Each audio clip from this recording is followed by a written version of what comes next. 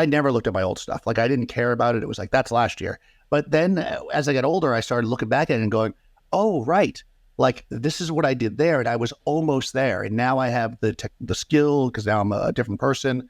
I'm in a different location. I can do that better. And I kind of bring that back up and actually helps my modern work, even though it's something I did a long time ago. So maybe looking back at some of your older stuff and rethinking it with a clean eye or a new eye might be a good way to kind of push yourself forward.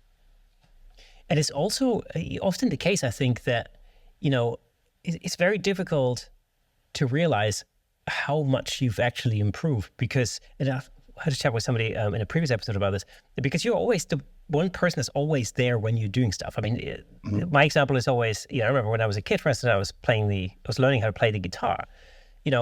It's one of these things, like it's difficult for me to realize that I'm getting better on a day-by-day basis. But my aunt, who comes to visit every 6 weeks or so, she would come in and she'd be like, oh, your playing sounds so much better than it did like only 6 weeks ago. And I'm like, well, I can see that. Not to me, it doesn't sound like it's gotten any better. But of course, it has gotten better. It's just that from my perspective, the improvement was so microscopic and minimal day by day. But of course, from her perspective, on a 6 weekly basis, a 2 monthly basis. It's like jump. Yeah. Yeah, it was a much more massive, much more noticeable jump. And so what I used to do back then was I used to record things into little tapes, and I used to put it in a shoebox, and I wouldn't listen to it for a few months. And then 3 months later or something, I would pick out the tapes and I would listen to them, and I'd be like, wow, it's incredible how shit that sounds. Now, when 3 months ago, I thought this was, as we say in the UK, the duck's bollocks, basically. And it's like, and it's just, and I find that with photographs as well, as you mentioned, if you look back at like shots that you did a couple of years ago, you just go, well, actually, maybe I've improved more than I thought I had, judging by the crap that I shot, 5 years ago or something like that. Yeah, and I actually keep like digitally like portfolios. So I sort my stuff by year.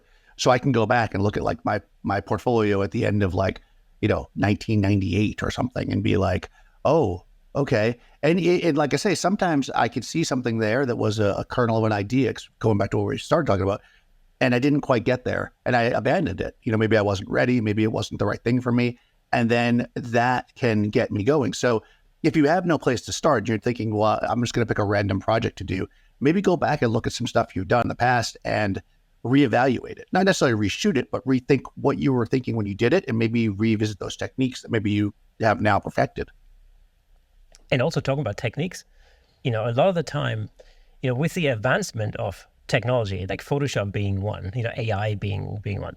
But if we just think like in terms of like Photoshop, the amount of tools that are available now, like it seems like every few months or something, there's a new tool or a tool that now works a little bit different. I'm thinking like, spot removal tool or something like the gradient tool recently was overhauled, so it works differently now, although you can switch back to the classic version, which is what I do because my brain isn't large enough to understand the new way of working with this.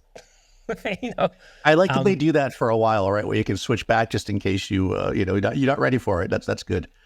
Yeah, exactly. Yeah, and it's just because sometimes these tools are just part of a workflow. I'm thinking like skin retouching, for example, is a good example for me.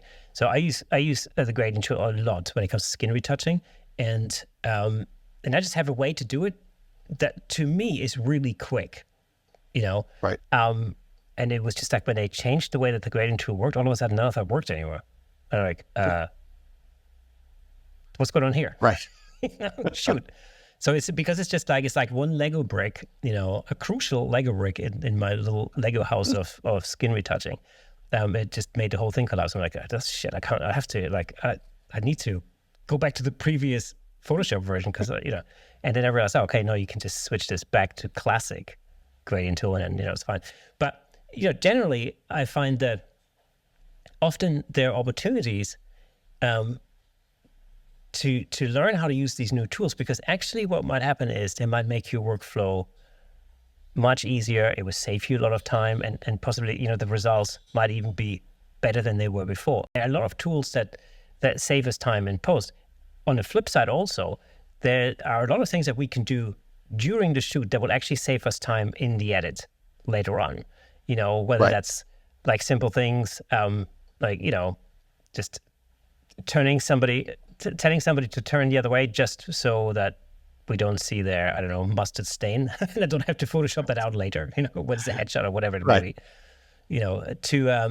To just having a lint roller, handy, so I don't have to fix their clothing for like 10 minutes afterwards, which is just, it's like using the roller is going to take 10 seconds, fixing that in post, it's going to take 10 minutes. So it's just saved me a whole bunch of... Exactly, you have to do a lot of shots, right? Thank you so much for tuning in.